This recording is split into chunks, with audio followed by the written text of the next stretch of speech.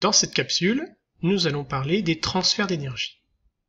Commençons avec la fonte des stalactites, donc correspondant au changement d'état de la fusion, puisque c'est le passage de l'eau solide à l'eau à l'état liquide. Et bien dans ce cas-là, l'espèce chimique qui est l'eau reçoit de l'énergie sous forme de chaleur de la part de l'extérieur, la chaleur étant notée Q. Et bien dans ce cas, on parle d'une transformation endothermique. C'est donc le cas de la fusion, mais également de la vaporisation et de la sublimation. Un autre exemple, la formation de la gelée blanche, c'est-à-dire le passage de l'eau à l'état gazeux vers l'eau à l'état solide, c'est donc une condensation. Et bien dans ce cas, l'espèce chimique cède de l'énergie sous forme de chaleur au milieu extérieur.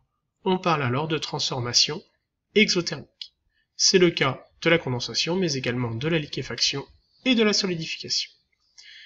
Nous allons maintenant introduire une nouvelle grandeur. L'énergie qui est transférée lors d'un changement d'état pour 1 kg d'une espèce chimique s'appelle l'énergie massique de changement d'état de cette espèce, et on le note grand L. Donc on a une relation entre l'énergie, que l'on note Q, qui est transférée entre l'extérieur et l'espèce chimique de masse petit m, telle que Q est égal à petit m fois grand L.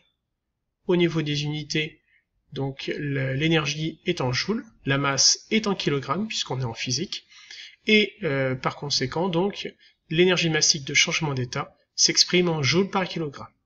Prenons un exemple, nous avons une casserole d'eau qui est en ébullition, donc la vaporisation, et on se demande combien d'énergie on va devoir apporter pour totalement vaporiser l'eau liquide.